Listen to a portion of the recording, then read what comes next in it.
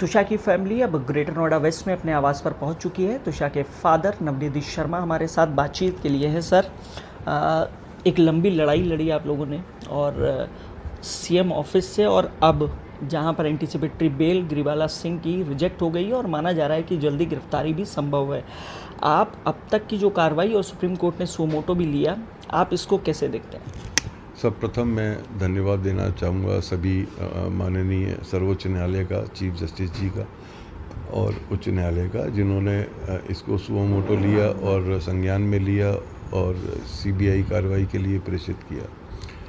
बहुत बहुत धन्यवाद। ये डिसीज़न एक एग्ज़ाम्पल बन के आया है कि कानून से ऊपर कोई नहीं है। लोगों का बहुत विश्वास बना है दोबारा से, और ये एक बहुत अच्छी नज़ीर एग्ज़ाम्पल सेट कर रहा है बाजार। सर, बतौर फैमिली, बतौर फादर, आप लोगों ने भी, परिवार ने भी एक बड़ी लंबी लड़ाई लड़ी और सीएम ऑफिस के बाहर प्रोटेस्ट से वो लड़ाई शुरू हुई। इससे पहले भी आप लोगों ने कई लड़ाइयाँ लड़ी होंगी, लेकिन सीएम ऑफिस के बाहर से और अब तक क्या अब लग रहा है कि जो फैमिली चाह रही थी न्याय मिले तुषा को, उस डायरेक्शन में आगे कार्रवाई शुरू हो गई है? पहले तो मैं ये कहना चाहूँगा, मैं अकेला कुछ नहीं कर सकता था। ये लड़ाई मैंने नहीं, आप सभी लोगों ने लड़ी है। आपका न्यूज़ 18 का बहुत बहुत धन्यवाद, और आप लोग भी हमारे साथ कंधे से कंधा मिला के धूप में खड़े रहे और हमको जो है हिम्मत देते रहे, और सभी उन भारतवासियों का जिन्होंने इस न्याय की लड़ाई में हमारा साथ दिया है। अभी एक शुरुआत है, आगे बहुत लंबी लड़ाई है, और मुझे उम्मीद है हम सब एक साथ खड़े होकर के इस लड़ाई को जीतेंगे। न केवल जीतेंगे, बल्कि उनके लिए भी उम्मीद बनेंगे जो नाउम्मीद हो चुके हैं।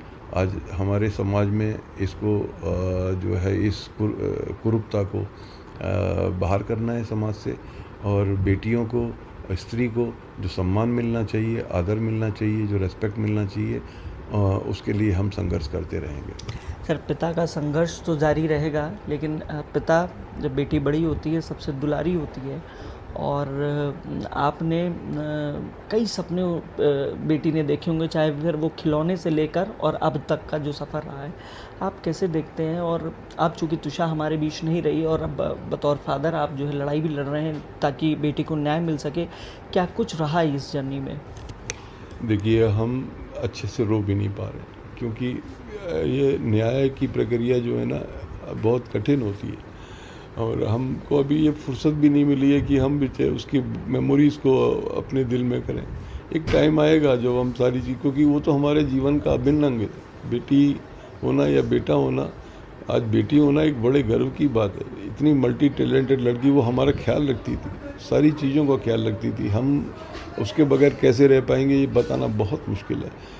पर अभी उसी ने हमें हिम्मत दे रखी है किसी प्रकार से कि हम लड़ें और ये न्याय को जो प्रस्थापित करें इस समाज में, दूसरी बेटियों के लिए भी, सभी के लिए ये न्याय की प्रक्रिया सुदृढ़ हो। ये लड़ाई सिर्फ तुषा की नहीं, बल्कि उन सभी लड़कियों की है जिनकी शादी होती है, जिनके परिवार वालों का बिहेवियर ससुराल वालों का अच्छा नहीं रहता है। जी जी, बहुत सभी के लिए लड़ाई है, एक नज़ीर बन के, क्योंकि तुषा का नाम ही है कि फर्स्ट रे ऑफ सन, भोर की पहली किरण, और ये उस सब अंधकार को, इंस्टीट्यूशंस में जो अंधकार है, जो तमाम सिस्टम्स में अंधकार है, उसको ये प्रकाशमान करेगी और गंदगी को बाहर करेगी, और इस नए प्रक्रिया में एक बहुत बड़े जो है